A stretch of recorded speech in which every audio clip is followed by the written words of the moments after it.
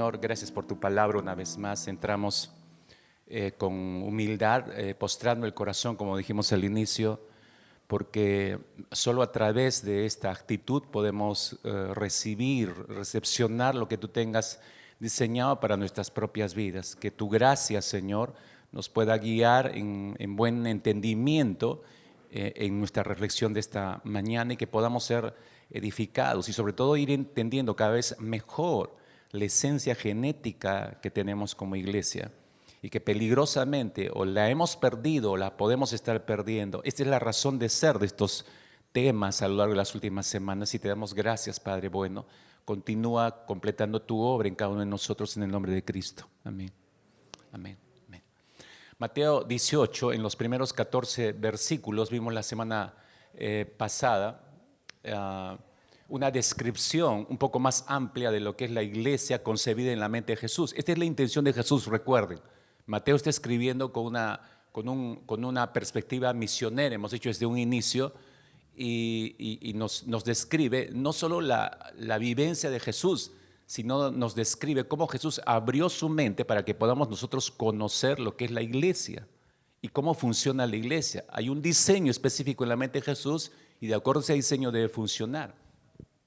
Entonces, en los primeros 14 versículos de este capítulo 18, nuestro Señor, recuerdan, aprovecha un conflicto entre sus discípulos, un conflicto de inmadurez y abre más la ventana en su mente para seguir dándole luces con respecto a lo que es la iglesia.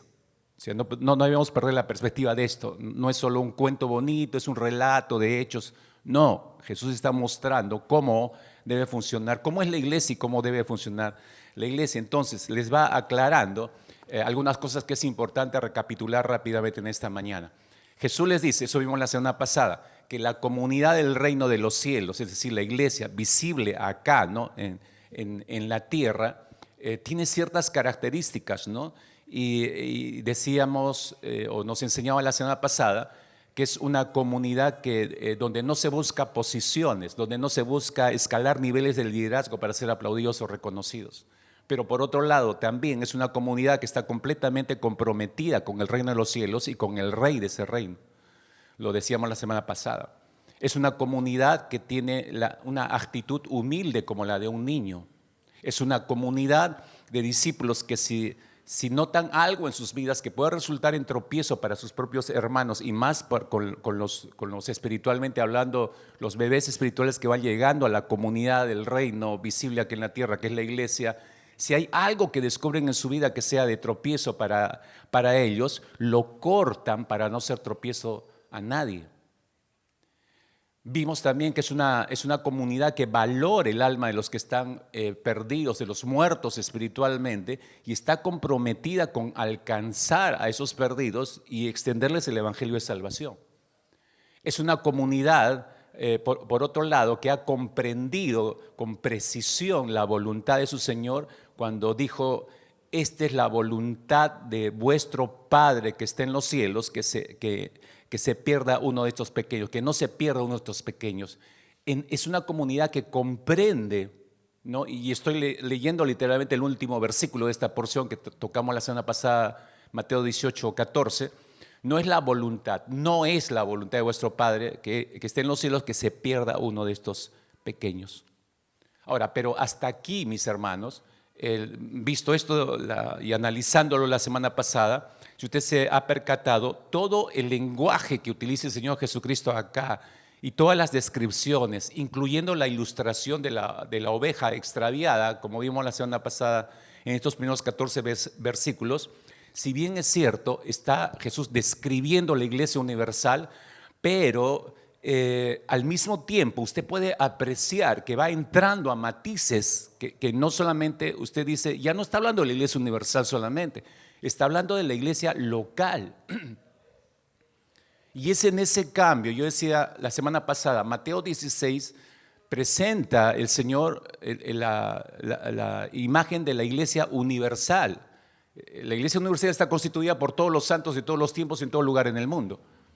Pero luego pasa en Mateo 18 ya a hablar de la iglesia local.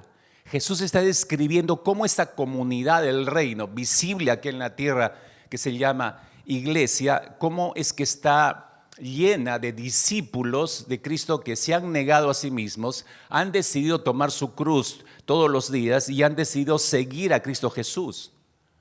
Y muestra el Señor que la comunidad del reino no solamente está constituida por verdaderos discípulos de Cristo, sino muestra cómo deben preservar la integridad de esa comunidad del reino de los cielos aquí en la tierra.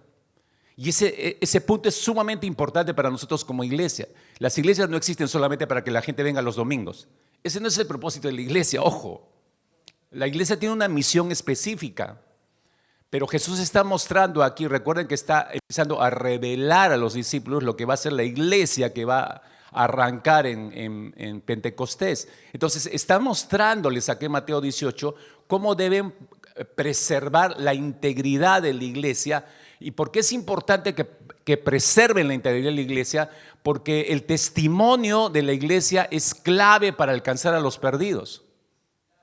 Porque los perdidos alcanzados van a ser incorporados a la comunidad del reino. ¿Qué tipo de comunidad van a encontrar si todos son unos pecadores, todos están peleando entre todos? Imagínense, eso sería desastroso, obviamente. Entonces, Jesús está dando la visión de lo que es la iglesia, cómo debe estar constituida o quiénes la deben constituir, pero también cómo debe preservarse la integridad de esa congregación para alcanzar a los perdidos, que es la misión de la iglesia, recuerden. Entonces, en los siguientes versículos, a partir del versículo 15 estoy diciendo hacia adelante, Jesús describe los recursos con que la iglesia cuenta para cumplir con esa labor. Es decir, mantener la integridad de la iglesia por testimonio en la misión de alcanzar a los perdidos. Entonces, lo que hace nuestro Señor Jesucristo es mostrar cómo hay que tratar con el pecado en la comunidad del reino. Porque la iglesia no está libre del pecado. Mire, escúcheme, ¿qué es lo que puede estropear la integridad o la santidad de la iglesia y afectar el testimonio de la iglesia? ¿Qué es lo que puede quebrar la integridad y la santidad de la iglesia? El pecado. El pecado puede destrozar a cualquier congregación. Y recordemos una vez más, traigo a nuestra memoria, que la comunidad del reino de Dios que está conformada por santos que pecan y santos que sufren. Eso ya lo vimos anteriormente.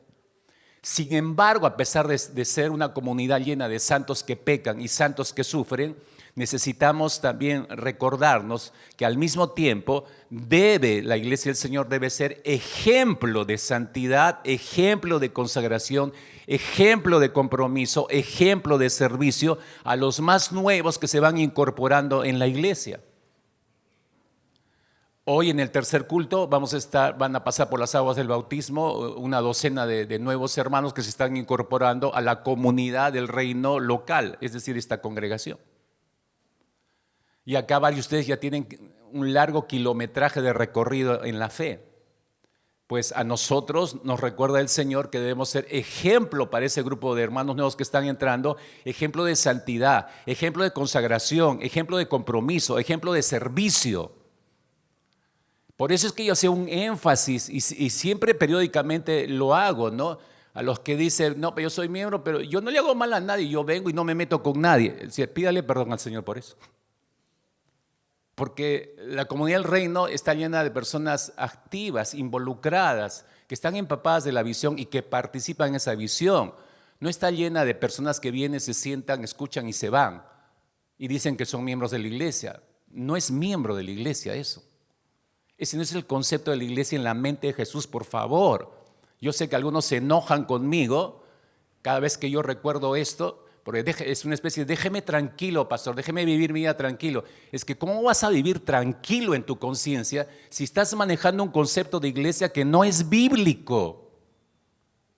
Esa es mi preocupación como pastor. Y lo digo por ayudarte, para sacudirte. Tengo que vivir el modelo bíblico. Jesús nos está abriendo. Miren cuántas semanas vamos mirando la mente de Jesús. Este es el concepto de iglesia de Jesús y debe funcionar de esta forma.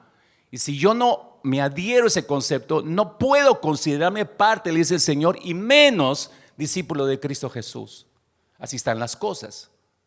Entonces debemos ser ejemplo de santidad, consagración, compromiso, servicio a los más nuevos que se incorporan a la iglesia, a pesar de nuestras imperfecciones, a pesar de ser una comunidad imperfecta de pecadores que sufren, aún así el Señor descarga sobre nuestros hombros la responsabilidad de ser ejemplo a los más nuevos que se van incorporando.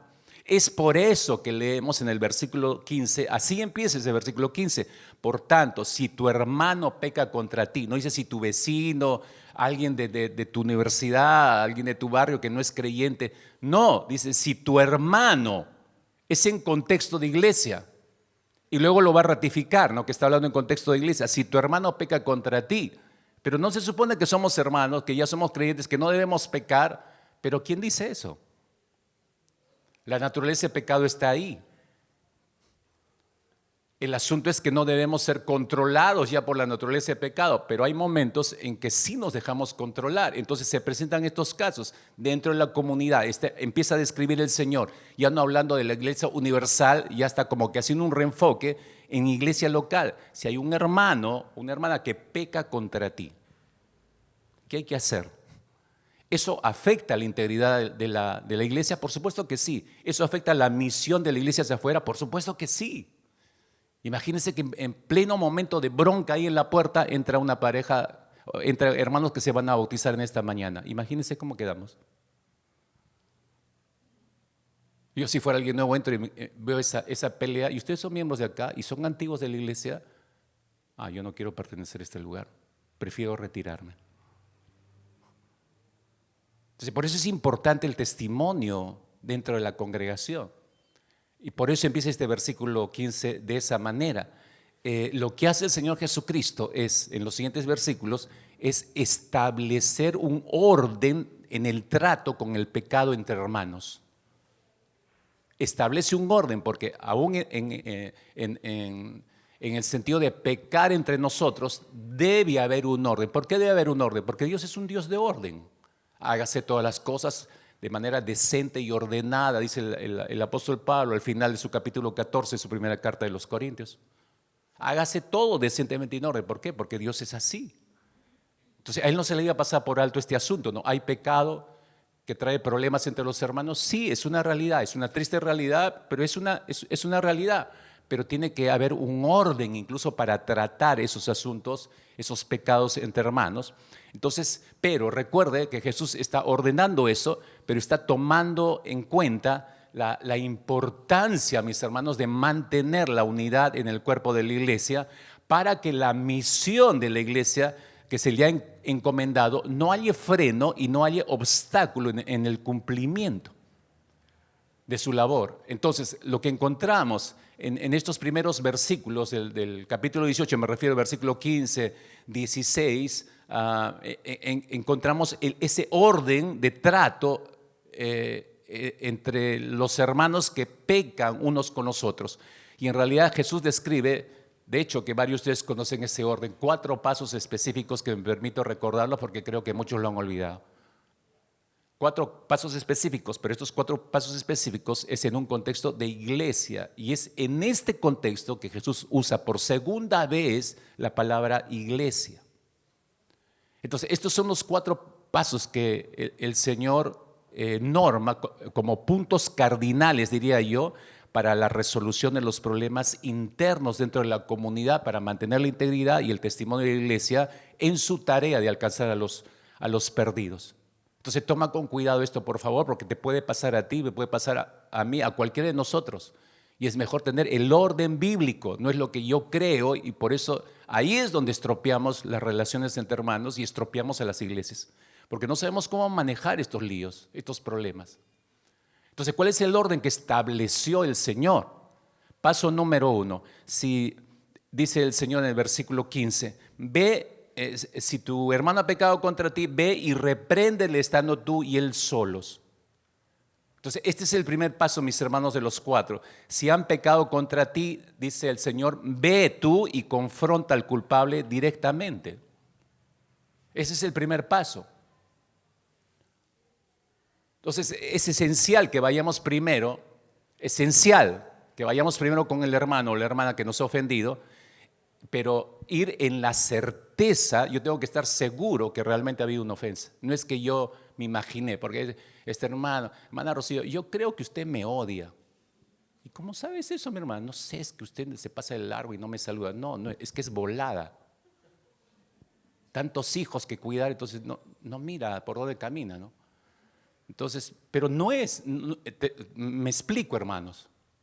No es que yo suponga subjetivamente, yo tengo que tener la certeza y la comprobación de que realmente esa persona, hay un problema con ese hermano, esa hermana. Dice, estando tú y él solo, ve y repréndele. Eso significa certeza, saber exactamente que ha habido una ofensa de por medio, porque eso evita el sembrar chismes en otros, especialmente bajo el disfraz de, me parece que la hermana Rocío me odia, ayúdame a orar, Pablito, por favor, ya vamos a orar por ella, que el Señor la perdone. Eso es chisme, que tiene que enterarse Pablo.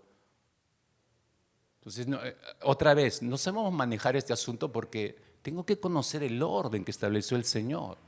Entonces dice, sigue leyendo conmigo, por favor, sigo en el versículo 15. Dice, ve y repréndele. Si te oyere, dice. No, si te oyere, has ganado a tu hermano. ¿Cómo lo has ganado? De dos formas. Has ganado a tu hermano primero porque el problema se aclaró. Ya, se acabó el lío, se acabó la aclaración. Yo creo que no, es que soy volada, tengo 15 hijos que cuidar y no veo a las personas que están a mi alrededor. Entonces, perdóname hermana, yo supuse, y se arregló el problema. Solucionado, punto final. Quizás te diste cuenta del punto de vista de la otra persona y te diste cuenta que tú eres el equivocado, pero se arregló el problema. Gano a mi hermano. En segundo lugar, tú lo has ganado porque no le has hecho mal. De frente has ido y lo has conversado con él o con ella.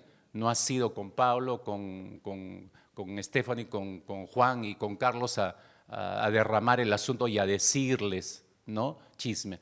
No. En ese sentido has ganado a tu hermano. Entonces, este es el primer paso. Es sencillo, es directo y es sencillo, básico. Segundo paso, versículo 16. Mas si no te oyere, está yendo en orden el Señor, mas si no te oyere, toma aún contigo a uno o dos. Uno o dos testigos, ¿se entiende? ¿No? Si no hay arrepentimiento, en todo caso, este es el punto, el paso 2, regresa con uno o dos testigos para confrontar a la persona. Si no se arregló el problema. Entonces te das cuenta, el círculo de personas que esta situación, que el que se ha dado, donde está el problema, el círculo de los que conocen, se puede, por diseño de Dios, se puede incrementar. Es decir, otras personas se pueden enterar, pero no es por vía de chisme, es para solucionar el problema. Porque si debes regresar, para regresar con uno o dos testigos, ese uno o ese segundo testigo deben conocer de qué se trata. No es que jales nada más a personas. No, hay que describirles el hecho, entonces se van a enterar del problema. Pero recuerda, estamos yendo de acuerdo al modelo bíblico. El Señor dice que se puede crecer el círculo, sí, pero para solucionar el problema debe ser uno o dos testigos. Entonces se suman dos observadores imparciales que después de escuchar la historia completa de ambos lados, no solamente de un solo lado, va a emitir un consejo evidentemente para resolver el asunto. Es lo que recomienda Proverbios capítulo 11, versículo 14, si bien te acuerdas, ¿no? Donde no hay buen consejo, dice el proverbio, el pueblo cae, pero en la abundancia de consejeros está la victoria. O en otra versión dice, en la abundancia de consejeros hay sabiduría. Ya se cumple ese principio al ir a buscar uno o dos testigos o consejeros, como quieras llamar. Es preferiblemente, mira cómo el Señor conoce todo este asunto perfectamente, preferiblemente esos dos hermanos preferiblemente deben conocer y amar a los dos hermanos que están en conflicto para asegurar la imparcialidad de su consejo. Porque el amor, cierto, cubre multitud de pecados, pero el amor no es ciego. El amor tiene que ser objetivo y bíblico en la corrección de los problemas entre hermanos. Una vez que los dos hermanos consejeros hayan rendido su juicio o su opinión después de haber escuchado a las dos partes, los hermanos en conflicto deben estar llanos a la decisión, pedirse perdón, reconciliarse y se arregló el problema, hermanos. Se debería arreglar el problema ahí.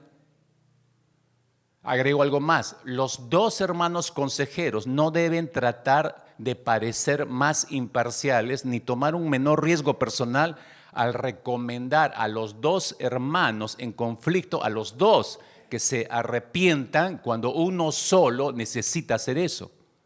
La otra persona es la dañada. ¿Y por qué hacen eso los dos consejeros? Por eso digo que tratan de ser buena gente. Los dos consejeros no deben intentar ser buena gente. Cuando yo digo que los conozcan y los amen, insistí que deben ser imparciales en su observación, en su evaluación y en su juicio. No es que yo lo conozco tanto a la hermana Rocío que me da penita ir contra ella, ¿no? Y dar un consejo que la afecte. Entonces, no, voy a inclinar mi balanza por amistad, entonces se enturbia la verdad y se enturbia el consejo. Ese no es el objetivo. Por eso tienen que ser dos consejeros que conozcan a las personas afectadas, que sean imparciales en su consejo, que los amen, sí, pero que sean imparciales en el consejo. Al fin y al cabo, la verdad es la que debe brillar ahí. Entonces, los dos hermanos consejeros deben saber que si los dos hermanos en conflicto no aceptan el juicio de los dos consejeros, deben saber que se apelará a la iglesia, que es el siguiente paso. Entonces, no solamente por los afectados, sino por los dos consejeros estoy diciendo esto, porque si han tratado de ser buena gente y no manejar la verdad correctamente, entonces cuando se entere la iglesia también se va a enterar del mal consejo de estos dos consejeros. Entonces van a quedar mal también. O sea que, fíjese qué delicado, por eso decía, no es escoger a mi compadre, a mi comadre para que me ayuden, ¿no? Y sobre todo si tienen algo contra los que están en conflicto, más todavía. No, hay que ser muy cuidadoso en escoger, debe ser gente de peso, que esté viviendo un buen testimonio de acuerdo a las Escrituras y que tengan autoridad para enfrentar ese consejo, obviamente, ¿no? Esta es una buena razón por la cual Jesús recomendó uno o dos hermanos consejeros al tratar estos asuntos, porque dos jueces son mejores que uno, porque pueden respaldarse en el manejo de la verdad para dar el consejo preciso a los que están en conflicto. Pero ¿qué sucede que si no quieren escuchar a los hermanos consejeros? Entra el paso 3, versículo 17, empieza diciendo, si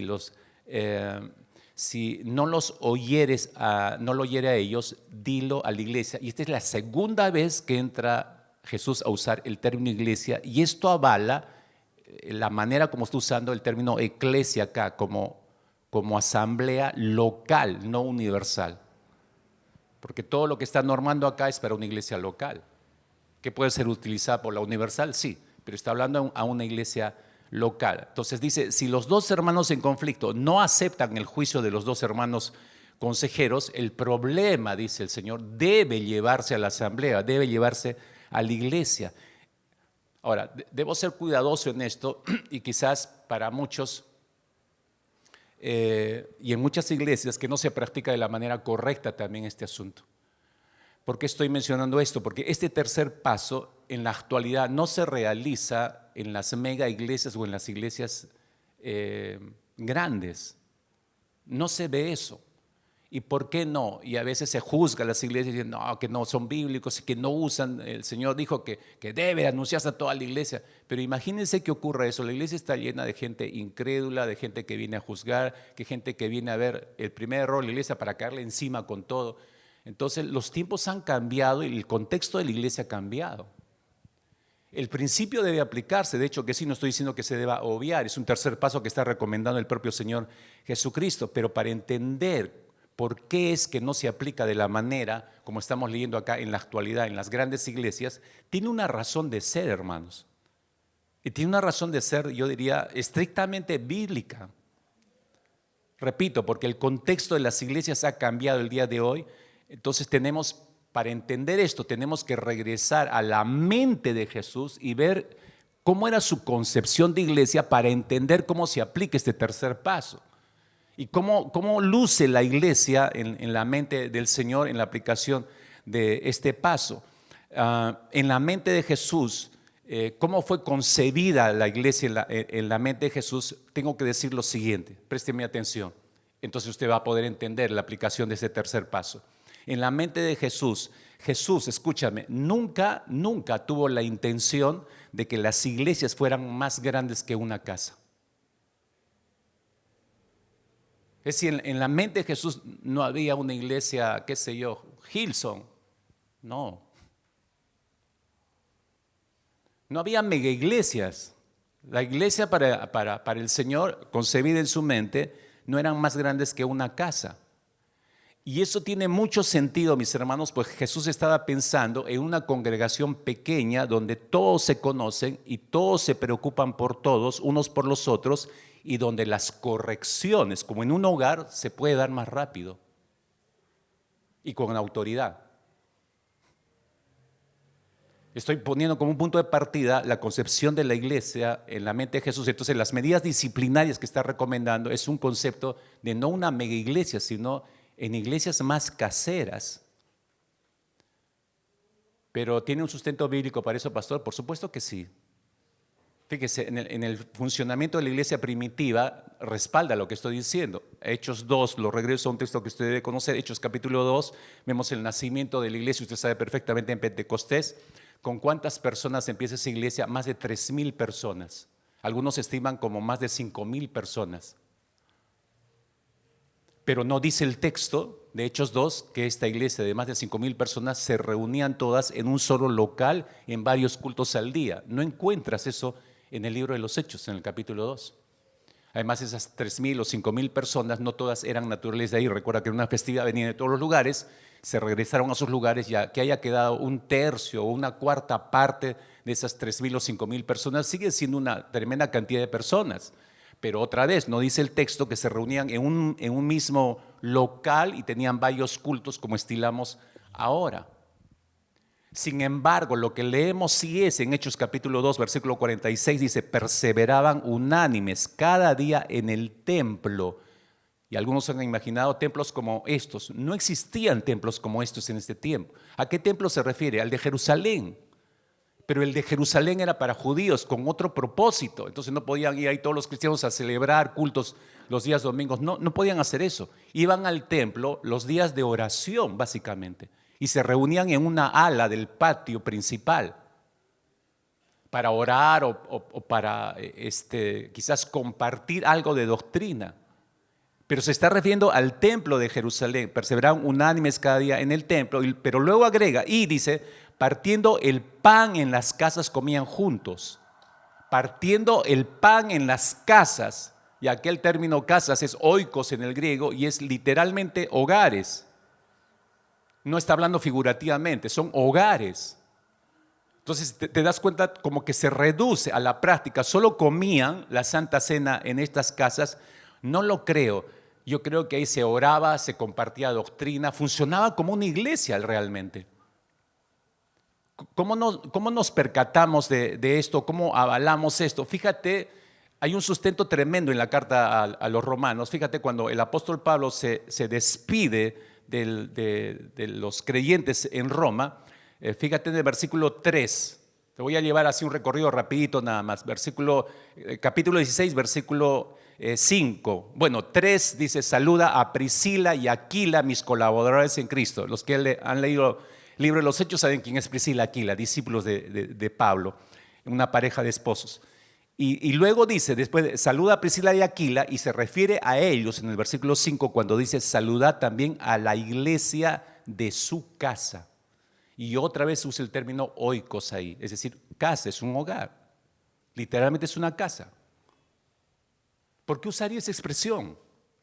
O sea, la iglesia que estaban pastoreando, Priscila y Aquila, no era una iglesia como esta, era una casa, un grupo minoritario de hermanos.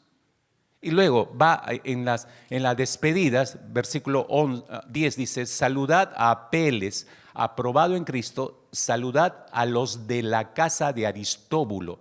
Si no nos desprendemos del contexto del versículo 5 anterior, se está despidiendo, pero se dirige a varias casas. ¿Por qué específicamente habla de diversas casas? Porque acá hay 5 menciones a 5 casas diferentes.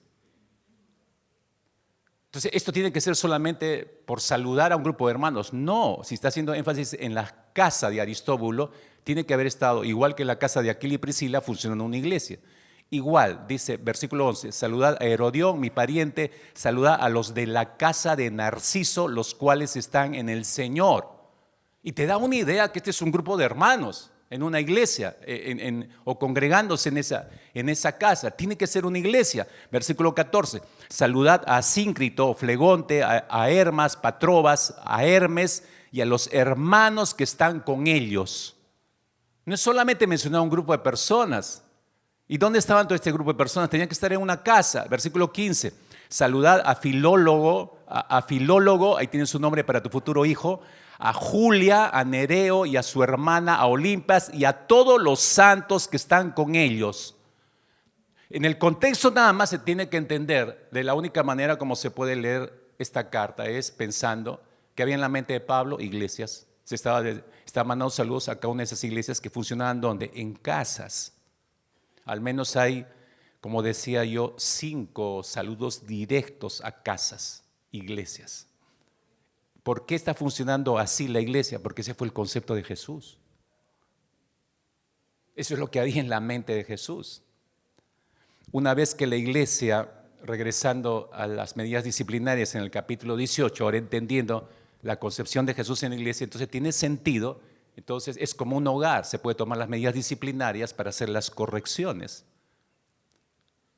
Así que si una vez que la iglesia ha emitido su juicio, esto se lleva a la iglesia y la iglesia, ¿quién es la iglesia? Hoy en día por eso no es delante de toda la iglesia, es generalmente al grupo de liderazgo, los más maduros de la iglesia. Pero igual se hace la comunicación de que alguien esté en disciplina, de que alguien entró en un proceso disciplinario para restauración o se espera que los hermanos, como un juez, la iglesia, ¿no? Y la iglesia va a escuchar nuevamente todo el relato y va a emitir un juicio y los hermanos en conflicto deben someterse a ese juicio conociendo las consecuencias o los beneficios de las decisiones que ellos tomen. Entonces se deben en el acto pedir disculpas, pedirse perdón, reconciliarse y se arregló el problema. Pero te das cuenta, ¿por qué llevarlo hasta la asamblea si se puede solucionar en la conversación de 2 a solas? Por la dureza del corazón. ¿Qué si no escucha a la iglesia? Por último, ese es el 4.º paso. Versículo 17, en la segunda parte, dice, si no oyere a la iglesia, tenle por gentil y publicano. Si continúa con esa actitud de no arrepentimiento, dice el Señor que tiene que ser removido de la iglesia, de la comunión de la iglesia. Por favor, lea bien ese versículo 17, acá no está tallado. La Alianza Cristiana y Misionera dice eso, el pastor Juárez, su posición. Sí, pues que él es mala gente, es así. Hermano, lea por Dios, lea y entienda. Oro porque el Señor le dé espíritu de sabiduría y de conocimiento en lo que usted está leyendo. Jesús es el que está recomendando esto, es el 4.º paso, no es el primero, es el 4.º. Los otros 3 no procedieron por la dureza del corazón, entonces hay que retirarlo de la comunión, ¿no? Entonces si la actitud necia sin arrepentimiento continúa, de hecho mis hermanos, ya con esa actitud ya perdió comunión con la iglesia. No se puede estar en comunión con la iglesia con esa actitud y es evidente si mantiene la actitud que no quiere solucionar el problema. Ya lo está evidenciando. Entonces dice el apóstol Pablo que se debe tratar a esa persona como un gentil o como un publicano. ¿Qué significa eso? Como alguien que no entiende la gracia de Dios, que no entiende la redención, que no entiende el principio de autoridad en la iglesia, porque está pasando por varias autoridades y nada. Entonces, a pesar que se supone que tú eres creyente, se supone que has experimentado la gracia del Señor y estás en esa dureza del corazón, bueno, ¿qué queda? No entiendes lo que es la gracia entonces. No entiendes lo que es el perdón. Es decir, pero esa actitud de separarlo de la comunión no es con odio, es con amor, para provocar justamente el arrepentimiento y la reconciliación con la iglesia.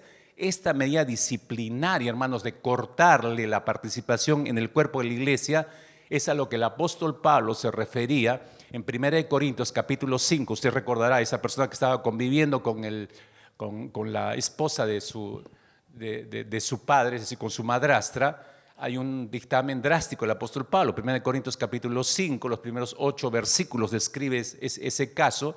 Pero dice el apóstol Pablo que el tal sea entregado a Satanás. Eso significa se le saca de la comunión de la iglesia. Se corta con los beneficios de la comunión de la iglesia. Entonces, si sale de la comunión de la iglesia, entonces, ¿dónde queda expuesto? Al mundo. ¿Y quién es el príncipe de este mundo?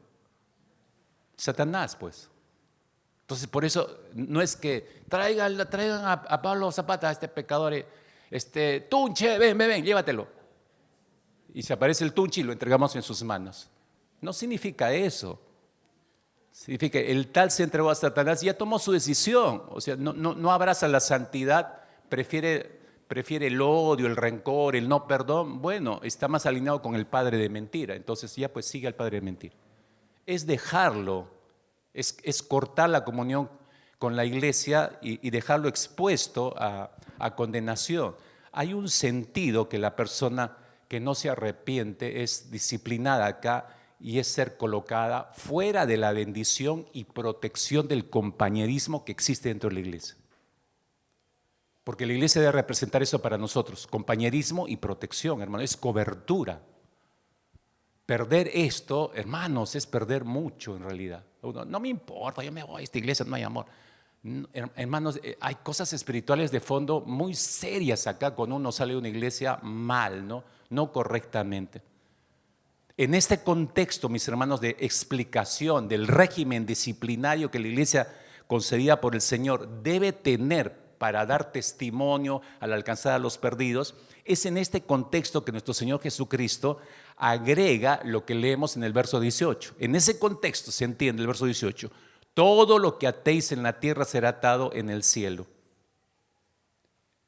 Se tiene que entender en el contexto de medidas disciplinarias, porque se ha sacado este versículo que es favorito de muchos movimientos religiosos para decir un montón de cosas, ¿no? Yo ato al espíritu de no encontrar novia.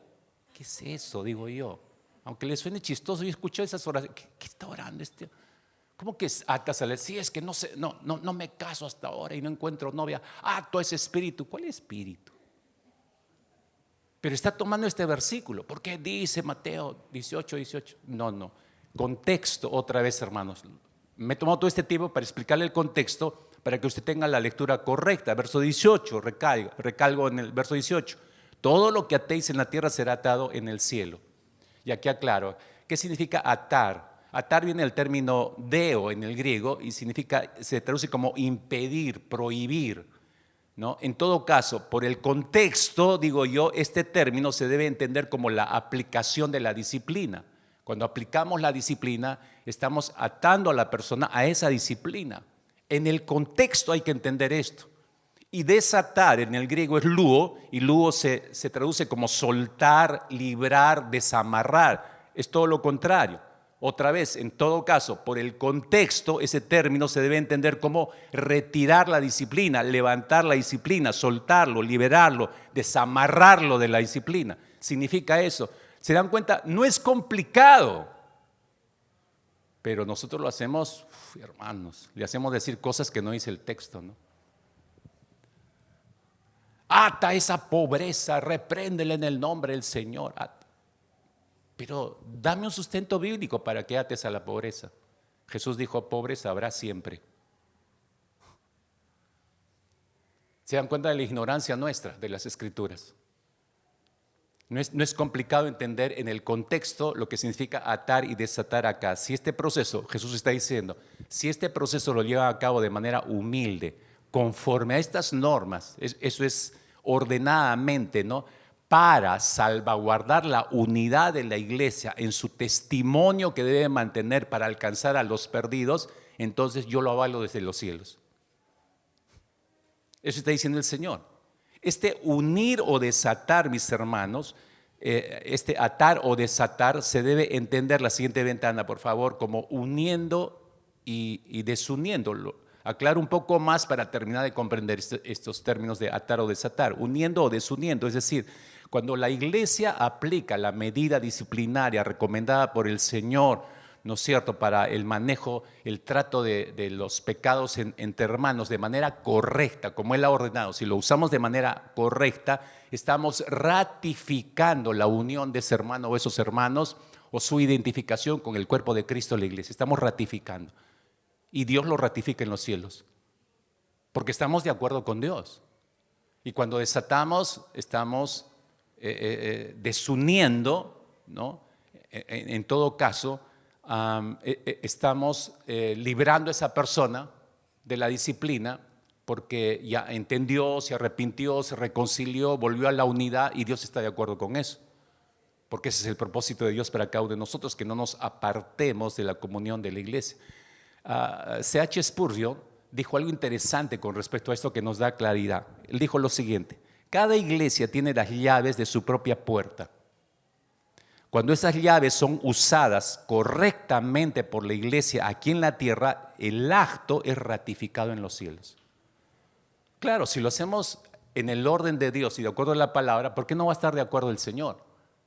Dios siempre va a estar de acuerdo si lo hacemos de acuerdo a su palabra a nosotros. Entonces tiene mucho sentido lo que dice Charles Spurgeon aquí. Fijémonos, es interesante el versículo 19 para ir cerrando esta parte. Es interesante la armonía que tiene que haber cuando se ata o desata. Mira, fíjate, verso 19, estoy en Mateo 18, verso 19. Otra vez os digo que si dos de vosotros se pusieren de acuerdo, esa palabra es clave ahí, se pusieran de acuerdo en la tierra acerca de cualquier cosa. Acerca de cualquier cosa, en el contexto se tiene que entender de la aplicación de la disciplina. Acerca de cualquier cosa que pidieren, es decir, que estuvieran de acuerdo, que pidieren de acuerdo con la voluntad de Dios. Lo que pedimos debe estar de acuerdo con la voluntad de Dios. Que pidieren, dice, les será hecho por mi Padre que está en los cielos. Yo les decía, si quieres subraya esta palabra clave, si dos de vosotros se pusieren de acuerdo, y ese dos de vosotros me lleva otra vez al pensamiento, el concepto de iglesia es pequeño, no son megas. Es otra vez una casa. Dos de vosotros se pusieran de acuerdo, la palabra clave que es acuerdo. Y de hecho que acuerdo, ¿sabe qué significa? ¿Cuál es la palabra en griego que se utiliza acá? Sinfonía. Esa palabra sí la conocen, ¿no es cierto? Sinfonía. Es un término griego, no es un término español. Sinfonía, ¿qué cosa es sinfonía? Un conjunto de voces o un conjunto de instrumentos o ambas cosas que suenan acordes. Hay armonía. Entonces la sinfonía se escucha bien. ¿Cuál es la metáfora acá en este término que está usando el apóstol Pablo? Que la aplicación de la disciplina, si te das cuenta, está explicado en el verso 19, la aplicación de la disciplina en la iglesia debe ser, mis hermanos, como una sinfonía. Debe ser como una sinfonía, debe ser aplicada en armonía con la voluntad de Dios expresada en su palabra. Si se aplica así la medida disciplinaria en la iglesia, entonces es una sinfonía, hermanos. Debe sonar bien a nuestros oídos. Incluso a la persona que recibe las medidas disciplinarias debe sonarle en armonía. Es una sinfonía, debe agradecer, debe darle gloria a Dios. No conozco una sola persona que haya salido de mi oficina, de la oficina pastoral, cuando yo le he comunicado disciplina, nadie ha salido cantando glorias a Dios y agradeciendo. Te digo gente que ha salido enojada, tirándome la puerta, lanzándome maldiciones, yéndose a la iglesia, etcétera, etcétera. Otras personas así ya un poco más se tiran al suelo a llorar. Yo digo siempre, espero que estés llorando por todos tus pecados, ¿no? Y le estés pidiendo perdón y te estés arrepintiendo de verdad, porque eso es para bien, porque los que son, para nadie es, dice Hebreo, para nadie es causa de alegría la disciplina, pero a los que han sido expuestos en ella, después es causa de gozo, porque van a dar fruto de justicia. Pero este es el orden de Dios, hermanos. Entonces, si te estás dando cuenta de qué trata toda esta porción, ¿de qué trata toda esta porción? Hablo del versículo 15 al 20. Esto fue un poco difícil de escuchar para Pedro, porque mira la reacción de Pedro, ¿no? Versículo 21. Pedro escucha esto, entonces le pregunta al Señor, ¿cuántas veces perdonará a mi hermano que peque contra mí? ¿Hasta 7? Miren dónde viene la pregunta de Pedro, porque él le costó entender esto. Todas las medidas, esto está difícil, Señor. Pero hay gente que es bien curtida y que te da y te da duro y te da duro, te da duro, te da duro. ¿Y cuántas veces tengo que perdonarle? Bueno, me voy a guardar eso para la próxima semana, hermanos. ¿Sí? El tiempo es cruel siempre. Me gustaría describirte, pero acá hay 3 cosas importantísimas, porque el texto, te dejo con esto y con esto oramos. El texto, lo que te muestra, versículo 15 hasta el final de esta porción, hasta el versículo 22, ¿cuál es el tema de Jesús acá? Las normas disciplinarias, sí, ese es paralelo, sí, pero hay algo principal de fondo. ¿Cuál es el tema? ¿Sabes cuál es el tema aquí? Perdón. La importancia de dar el perdón. Por eso es que si te fijaste, si vuelves Dianita, al título del tema de esta mañana, le puse ese título: el perdón, nuestra esencia genética y los perdidos. El perdón, nuestra esencia genética y los perdidos. ¿Por qué? Porque el perdón es parte de nuestra esencia genética. No deberíamos tener problemas con el perdón, hermanos. La comunidad del reino, que es la iglesia, no solamente está llena de discípulos que han entregado sus vidas y están siguiendo al Señor, o que están haciendo todo lo posible para alcanzar a los perdidos. Sí, todo eso es correcto, pero también es una comunidad donde no debe faltar el perdón. Y lo dejo con esa frase para ligar. Ni siquiera puedo decir el próximo domingo, porque el próximo domingo estamos cerrando conferencia misionera y es otro tema el que va a manejar el plenarista, pero del próximo domingo al próximo domingo lo dejo con eso de cuáles son esas 3 cosas que el apóstol está mencionando, o Mateo acá, recordando las palabras de Jesús. Hay 3 cosas importantes. Si el tema es el perdón, hay 3 cosas importantes en cuanto al perdón que no debe faltar en nuestra comunidad. Y de verdad que me alegro que salgamos de todo este correteo de conferencia misionera y con tranquilidad veamos este tema de acá 2 domingos. Con tranquilidad digo, porque necesitamos entender bien esto, mis hermanos. Hace tanta falta esto en nuestra iglesia, increíblemente. Que hemos perdido un poco de vista esto por el orden. Hemos perdido de vista el orden, entonces no lo estamos practicando correctamente. Y cada quien tiene sus leyes. Se ha vuelto como que la ley del talión, ¿no? Me das un golpe y te devuelvo 2, ¿no? Me odias y te odio más, ¿no? Entonces hemos caído en eso, ¿no? Pero no estamos siguiendo el orden del Señor. Recuerde, esto es testimonio para alcanzar a los perdidos. Esto es muy importante. Oramos, hermanos queridos, oramos. Dígale conmigo ahí al Señor: Padre, una vez más te damos gracias por tu palabra en esta mañana. Y pudiéramos decir más cosas, Señor, pero lo que tú has dispuesto que sea hasta esta mañana está bien. Y te damos gracias porque nos lleva a pensar seriamente en este pasaje, que nunca lo hemos leído mirando de esta manera, o hemos escuchado tantas cosas sobre el atar y desatar y lo hemos aplicado mal, incluso en nuestras oraciones personales, sacando absolutamente del contexto estos términos. Gracias por aclararlo en nuestras mentes, porque eso nos ayuda a madurar, a ser discípulos comprometidos, entendiendo bien tu palabra, Señor, y usándola bien y aplicando las medidas disciplinarias que tú recomendaste por el bien de la comunidad del reino aquí en la tierra, que es la iglesia, por esta congregación, Señor. Gracias, Padre, que podamos ser sensibles a obedecerte y a usar estos recursos, estos principios disciplinarios en nuestras relaciones personales, que no están libres de estropearse por algún pecado entre nosotros, pero que podamos echar mano a lo que tú has recomendado. Entonces las cosas saldrán correctamente y seremos bendecidos y seremos restaurados y se recuperará al hermano o a la hermana, Señor. Padre, con esa actitud en el corazón y con esa gratitud de nuestras almas, Señor, te damos gracias por tu palabra en este día. Dispón nuestro corazón para empezar esta conferencia, Señor, este próximo jueves.